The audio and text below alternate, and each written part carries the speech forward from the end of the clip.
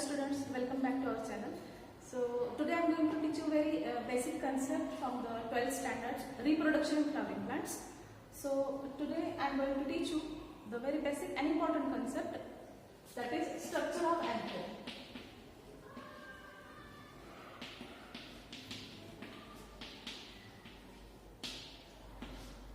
As you know, anther is the male reproductive part of flower.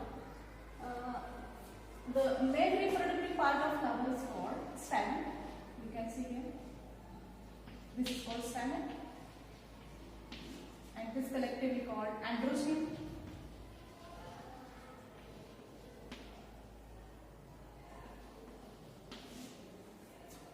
Stamen consists of two main parts. That is, the main part is anther. This anther in detail we will study in this video. So this is the long filament which is connected to the anther by a region called connective. So this is the anther. Generally, anther consists of two lobes. You can see here it has two lobes. So it is called diaphytus.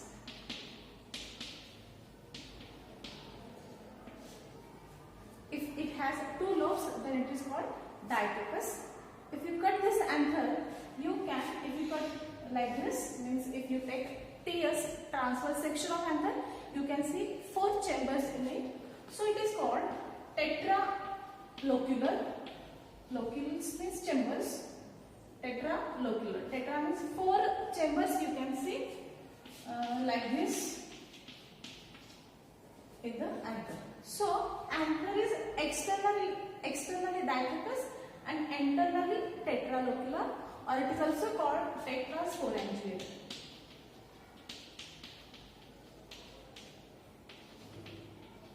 So today we will explain about the detailed structure of anther. Okay. Stamen starts growing. Some cells of stamens are called archisporial cells.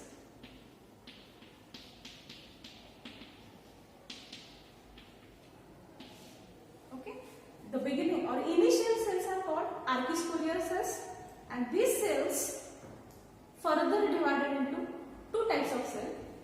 The outer cells, you can see here, the outer cells and the innermost cells.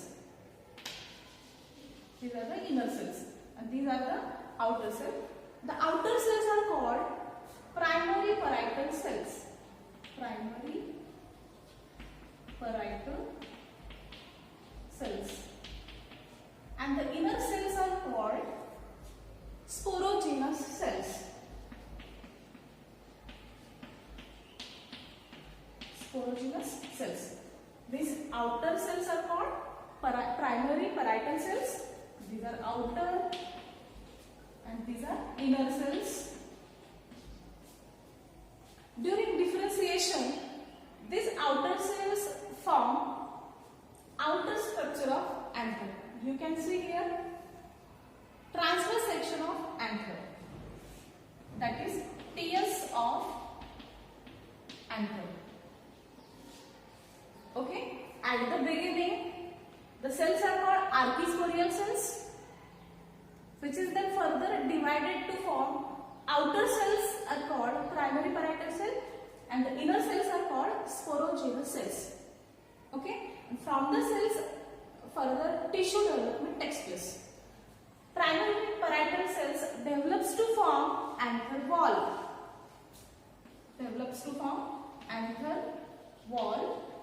And sporogenous cells obviously forms sporogenous tissue. Means tissue is formed from cells, sporogenous tissue. Okay. So the first cells are called archisporial cells. It divides to form two types of cells. The outer cells are called primary parietal cells and the inner cells are called sporogenous cells. The primary parietal cells forms anther wall. You can see here if we take tiers of anther, transverse section of anther, you can see differentiation is different parts, different layer of anthers. So, primary parietal cell forms anther wall and sporogynous cell forms sporogynous tissue.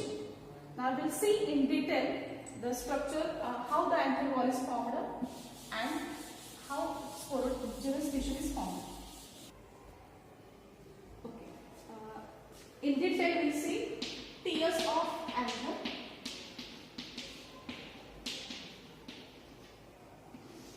It consists of two main parts. You can see here 4 chambers are there. These are also called pollen sacs. And outside the pollen sac, there is a anther wall. You can see the outer cover of pollen sac is called anther wall. As already I told that there are 2 parts, that is, one is called anther wall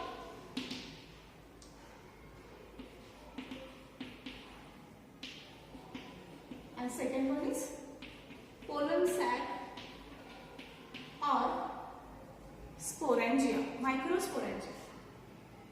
So, anther wall is developed from parietal cells and sporogynous tissue. Pollen sac contains sporogynous tissue.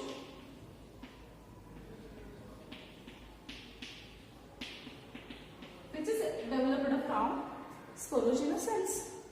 Okay. So, tiers of anther contain 2 main parts. One is anther wall and second one is pollen sac, in which pollen tissue is there. Sporogynous tissue is there. Anther wall consists of 4 layers. You can see here the outermost layer, which is drawn in the pink color. The outermost cover is called epidermis, which is made up of flat cells, and obviously it is outermost cells, means its function is protection of anther. Inside to this, one more single layer of the cell is there, and this cells or layer is called endothecium.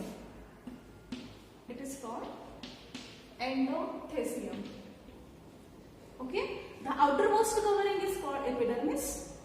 Inside or internal to the epidermis, there is one more layer. It is called endothecium.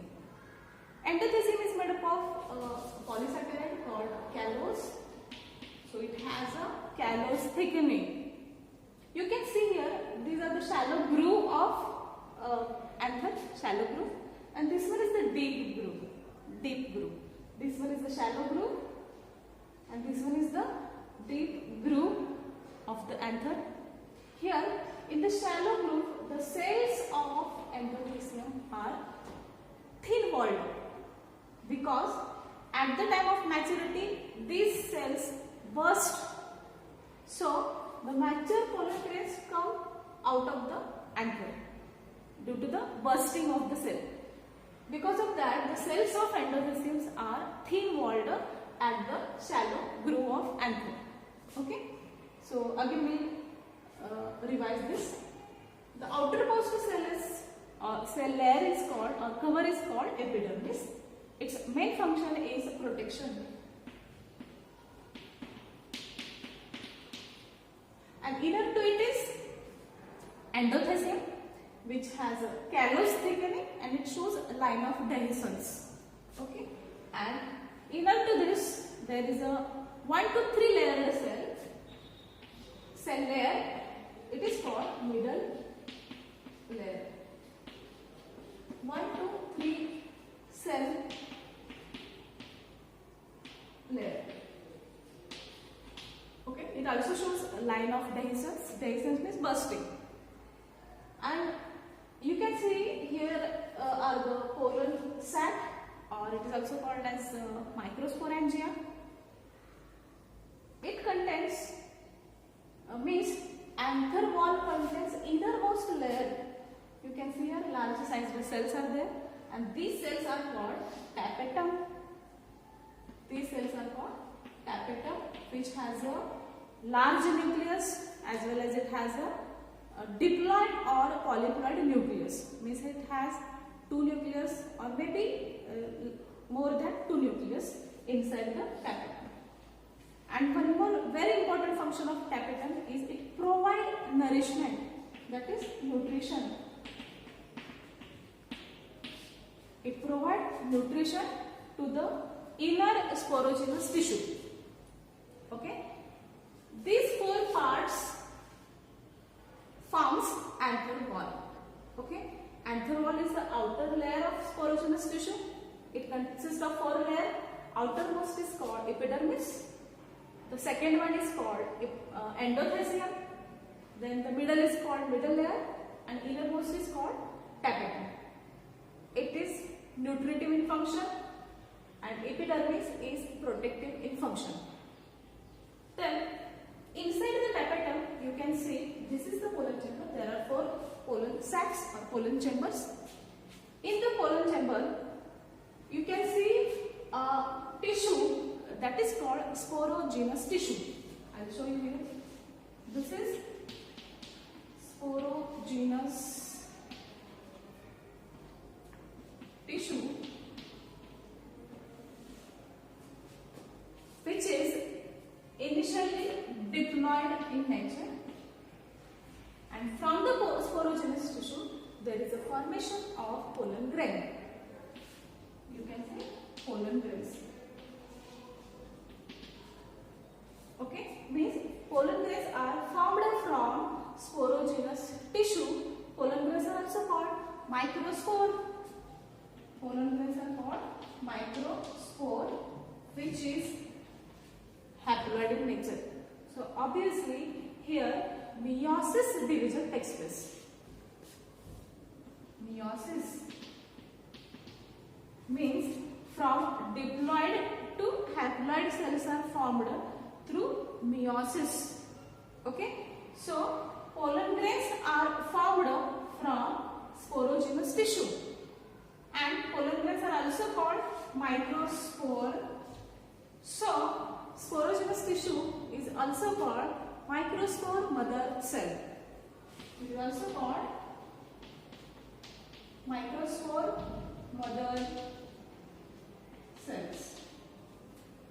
Simple, it is called MMC, which is diploid in nature. And this formation of microspore from microspore mother cell is called microsporogenesis. Very important.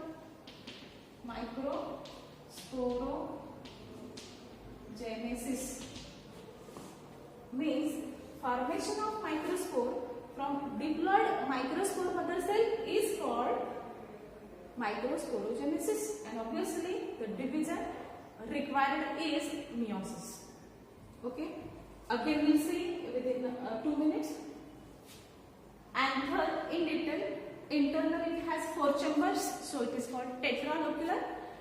Internally it is tetralocular. Externally it is diathecous because it has 2 lobes. Okay, generally it has 2 main parts, that is, one is anther wall. Collectively, epidermis, endothelium, middle layer and tapetum, 4 layers forms anther wall. Okay, so outermost cover is epidermis, and the middle, inner to the epidermis is endothelium. Inside this, 1 to 3 cell layer is called middle layer, and the innermost layer of anther wall is called tapetum, which is nutritive in function. It provides nourishment to the sporogenous tissue for the formation of pollen grains. Pollen grains are also called microspore, and these microspores are formed from these sporogenous tissue by meiosis division, and that process is called microsporogenesis.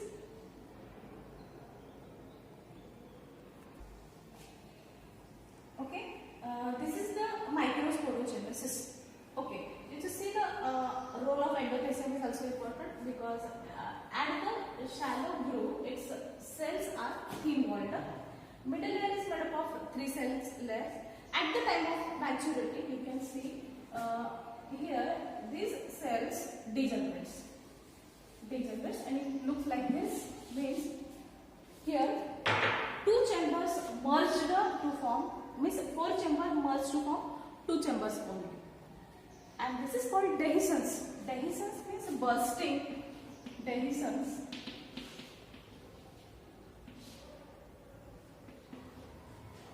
means at the time of maturity, when pollen grains are formed, at the time of maturity, when anther bursts, pollen grains comes out of the anther. Okay, and so in this way, pollen grains are formed from the megaspore mother cell. Okay, now we'll see how the pollen grains are there. Means the structure of pollen grain we'll see. We'll see within 2 minutes the structure of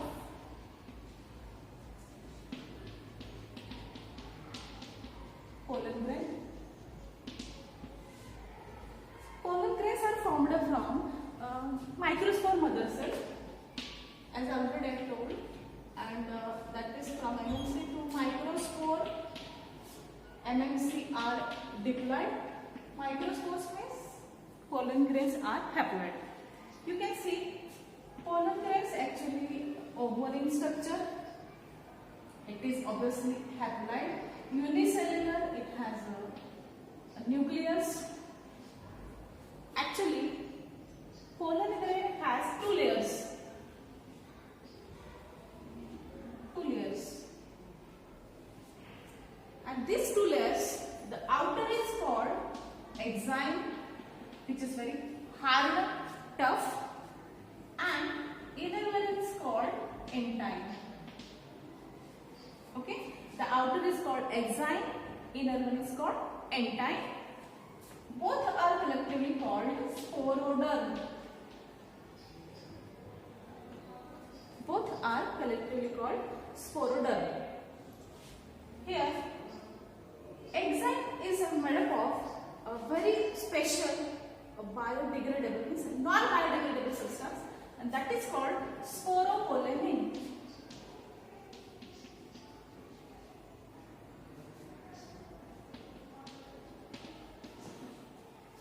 Non-biodegradable substance actually which is formed from tapetum. One more function of tapetum. Tapetum is obviously nutritive in function, and its main role is formation of one more chemical or biological non-degradable substance, that is sporopollenin, which is the composition of exine. Inner cell layer is called intine, which is made up of cellulose and pectin. Cellulose and pectin. Okay. So here, enzyme in some region becomes thin, and it looks like a pore. In some region, it looks like a pores, and these hole-like structure are called germ pore. Germ pores. So, very simple structure of pollen grain means it has outer exine, inner entine. Collectively, it is called sporoderm. Exine is made up of sporopollenin, and entine is made up of cellulose and pectin. Here, in some region, exine is very thin and it looks like a pore, like a hole. And this is called germ pore. And one more specialty is monocots especially has only one germ pore. Monocots has only one germ pore, so they are uniporate monocots. Very easy to learn that mono is one, that is uniporate, and diport has 3 germ pore, so it is called triporate. Easy to remember. Mono means one germ pore, that is uniporate. Diport has 3 pores, that is triporate. Okay, and the main role of germ pore is the polar tube emerge out from the germ pore. So the main role is from the germ pore, polar tube comes out. During fertilization or germination, after germination. Okay, so this is the structure of pollen grain. Again we see pollen grains are, yes, obviously oval in shape, means its structure is oval, unicellular, haploid, and obviously it is non-motile, very important, it is non-motile. It has the outermost covering, exine which is harder, and entyme which is little bit soft or thin, and exine is obviously tough due to the that is sporopollen, which is formed from the tapetum cell, and collectively are called sporoder. This exine is made up of sporopollen and entyme is made up of cellulose and pectin. Exine is in between interrupted and form a thin layers of pores, that is holes, called as germ pore. Monocots are uniporate, dicots are triporate. So it is about the structure of pollen grain. Okay, this is the structure of pollen grain. Now the next thing is very important, that is the development of male gametophyte. This is very important for the reproduction. Okay, so how the male gametes or gametophyte is developed from pollen grain, we will see. So the next point is the development of male gametophyte. Don't confuse that pollen grain is a male gamete. No, actually it is not a male gamete. Male gametes are developed inside the pollen grain, which is required for the fertilization.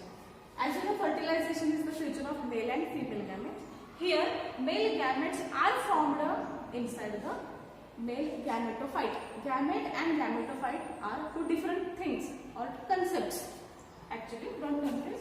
So the next point is the development of male gametophyte.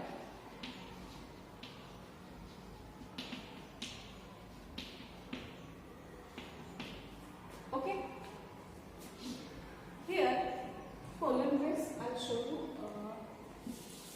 Here, it is a single unicellular cell.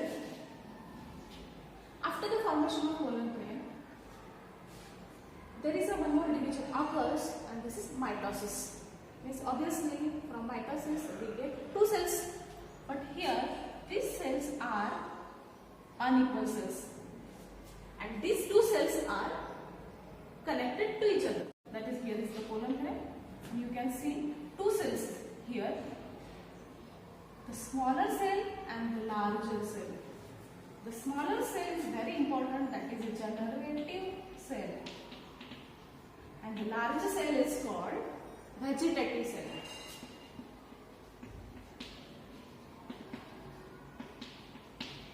Or it is also called tube cell. Okay, from the pollen grain. Actually, pollen grain is formed from MMC, that is microspore mother cell. You can see here, suppose this is one MMC, and from that you can see from one MMC, obviously meiosis takes place, means there is a formation of four haploid cells. Actually, it is tetrahedral tetrad, that is 4. We already seen in the last video that male gametes are, that is megaspores are linear tetrad. Linear means in line. Actually, it is tetrahedral. It is a group of 4 cells. So it is tetrahedral tetrad. Tetrad means 4. Okay, this is linear. It is in female. It is in male. Okay, from one pollen grain, we will see how what happens in the one pollen grain. Here, one division occurs, that is mitosis. From mitosis, we get two unequal cells. One is small size and one is larger size. The small size of the cell is called generative cell, and larger size cell is called vegetative cell or tube cell. Here, generative cell floats in the cytoplasm of vegetative cell. Okay, and after the this is called two-celled stage of pollen grains. In some plants, at this stage, pollen grain from the anther and deposits on the stigma. And after germination, what happens? Suppose this is the female part. You can see here two-celled stage of pollen grain after deposition on the stigma. Okay, understood? This two-celled stage, one is larger size cell is called vegetative cell or tube cell, and the second one is generative cell.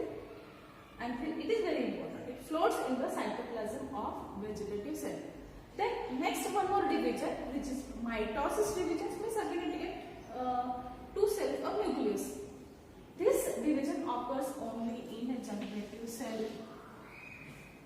Okay, here after the pollination, pollen tube forms. It comes out of the germ pore. Here, this nucleus of vegetative cell divides to form two nucleus, and these two nucleus means male gametes. Very important, male gametes. And finally, we get male gametes from one pollen grain, and from that, the generative cell is very important. Vegetative cell not take part in the male gamete formation. The main cell is a generative cell, and from the generative cell there is a formation of two male gametes. Means here mitosis occurs and generative cells, nucleus of generative cell divides to form two nuclei, and these two nuclei means male gametes. And we can see the cytoplasm of tube cell, cytoplasm of generative cells comes inside the pollen tube. Collectively that structure is called gametophyte. The gametes are different, gametophyte is different. Understood? So here two male gametes are formed from generative cell, and at this end this is the formation of gamete, and collectively the development of male gametophyte. Okay, again we revise within 2 minutes. Male gametophytes are formed from pollen grains. Pollen grain divides mitotically to form two cells. One small size cell and second larger sized cell. Larger sized cell is called vegetative cell and small size cell is called generative cell. It divides to form male gametes.